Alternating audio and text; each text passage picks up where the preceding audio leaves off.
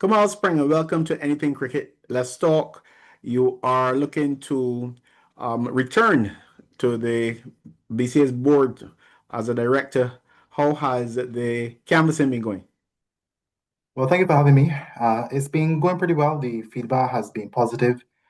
Persons have said to me they want me to keep going. They see me as an investment, so I appreciate the sentiment. So far so good. I've been in touch with a few people, reached out digitally as well, trying to just keep top of mind. So far so good. But more importantly, how has your term of office, how has that term of office been? I know you're not a newbie. You've been there off and on for a while. So how has the last term been? Yeah, I've been off 8 years in total, 4 terms. As I said, I had a stint where I was studying. I was abroad, won the elections. I was successful. So I've been back on now for 2 years, and it's been pretty good. Of course there are things to improve on. We could get into detail about what those things are, but there are a lot of things to improve on. But what we embarked on this time around is to get the strategic framework in place. We had a strategic plan that came to an end just after COVID, so we wanted to kind of refresh that. So we were at the point of going through very melodically, step by step, getting the framework in place to be able to build on it. So now we wanted to try to keep the board together so that we can push on from there, engage with the stakeholders, and build on it. So that's pretty much what this term has been about. What have been your direct responsibilities, though? Well, as an individual board director, you don't you would have committees that you would chair, so on and so forth, and I don't chair in those particular committees at this time.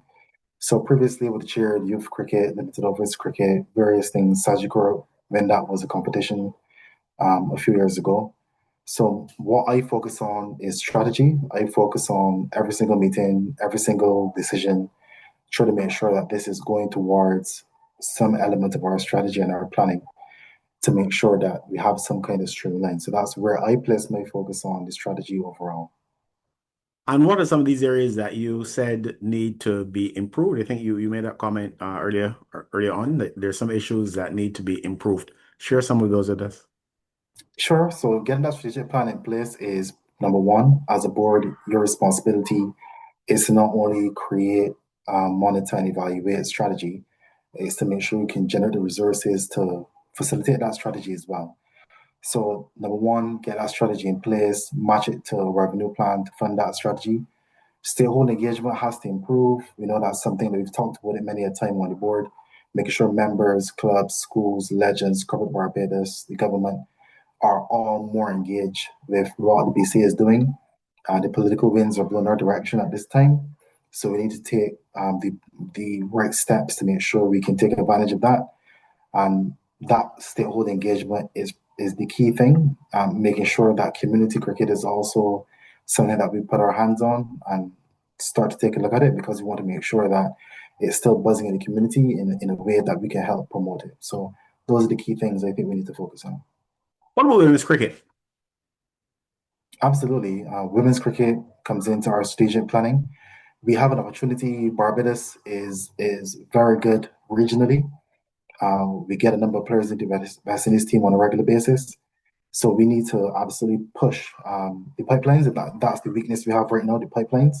Getting schools and primary schools, women's clubs and schools cricket going. That has to be worked on. That's one of the key things we have to get going.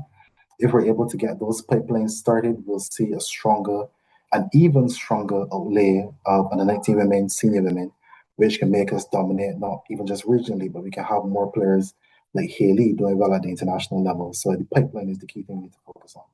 Any idea how you can actually solve that problem? I mean, it really is a problem, and I think everyone appreciates the challenges of getting girls involved and keeping them involved. Any specific ideas how you can get around that?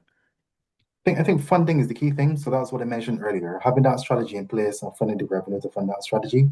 Because if you're going to go grassroots, you need to be able to go into communities, go into schools, go have camps over the summer. You need to be able to make cricket easily accessible to young girls and young boys in all communities all around the country. You need to make sure that they have easy access to it for the introduction at least. And then in their schools that they can have that continuation. So you have the introduction and the continuation of playing. So it will take some resources for us to get coaches in place, equipment, set up satellite locations, so on and so forth, to make sure that we can be in these communities and to work through schools, whether it be through sports council, Ministry of Education, so on and so forth. So it will take some funding. There is some funding available now for the women's game in our budget allocation, but it'll take a bit more for us to grow it and grow the pipelines as we should. Kamal, you said you've been on the board for 8 years in total, the different stints, but 8 years nevertheless of experience at that management level. With the exit of Conde really not looking to run again, did you give any thought to possibly putting your hat in the ring, for higher office, so to speak? Higher office, yes, but not this year, but not the presidency. I do believe whoever you select as president should be somebody who has a certain amount of experience on the board, a certain amount of connections internationally, people can open doors. That president should be a relationship builder locally and abroad at the governmental level as well. I think I'm some time away from that. I did run for the vice presidency in the past, and it's something that in the future I aspire to. But I do imagine that whoever you select as your president should be someone who opens doors. That person should have that kind of gravitas or that kind of connections to do so. I think if not, you're going to find yourself always trying to battle there. So I've Conde leaving the board, 25 years of experience gone. Vincent Stafford, 18 years of experience gone. CEO, having been there for the better part of a decade, also gone. So now is the time more than ever to stay stable, keep the board together, because you don't want to have too many shifts at the strategic level all at one time. So I agree with you that experience leaving the board has been critical. And well, I guess, how convinced are you that among the four candidates, you've got that type of person that you described? Well, fortunately, I think all four candidates have served the board at one point in time or another. We have two currently on the board, and obviously you have one who has served for the longest period of time among them. So you have some experience there, and members will have to evaluate. They have to ask them the questions, these strategic questions. What are your thoughts on the strategic plan? What do you think your realistic opportunities are for relationships abroad that can help the association? What do you think about relationship with key stakeholders, members, so on and so forth? I think those are the kind of questions we would ask these candidates and make a decision. But I know all four of them and all four of them relatively well, so I think it's going to be a good race. How difficult do you think it is for the new president, whoever it is, to bring about this sort of unity on the board that can, let's say, create an environment where real progress can be made? And I ask that because I believe those of us who are involved in sports management at any level in Barbados and even beyond Barbados recognize the various factors, if you want to call them political factors, the issues between board members, the egos, all the things that tend to create problems on boards and in some way compromise progress. How easy do you think it would be for the new president to be able to get things together?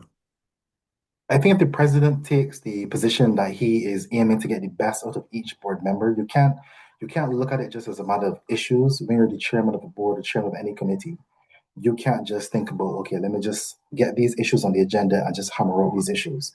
You have to try to understand the personalities in the room and see this particular board director may be stronger at this area than the other. And how do I manage that? So that person has to be able to manage personalities. That person has to be able to understand when do I allocate this task to this person, this board member to oversee that, oversee this. And that is a critical skill that you have to make sure that whomever you choose as president can do. Because again, we're not a political party, so we don't run as collectives. It's all individual people coming on to a collective.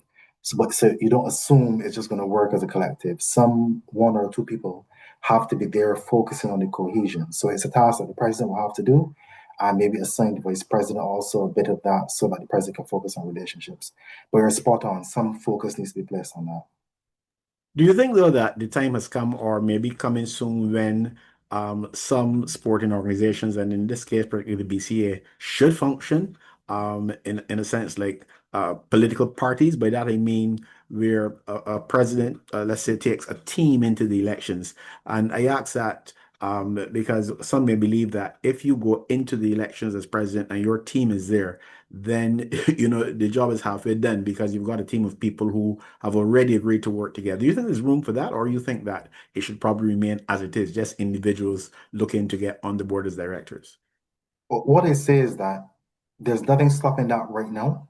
There's nothing stopping a presidential candidate or an incumbent president from being the proposer on the forms for a slate of candidates 1 year, and then the next year, when the other half of the board is up for election, doing the same thing.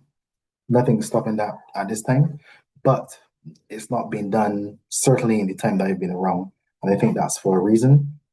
If not successful, you alienate half of the elected members of the board. You alienate the relationships. So I think presidents after president have been careful about whomsoever they support and propose and that kind of thing. So I think it's a difficult one. I think that getting a team in all at once means you're getting a group out all at once.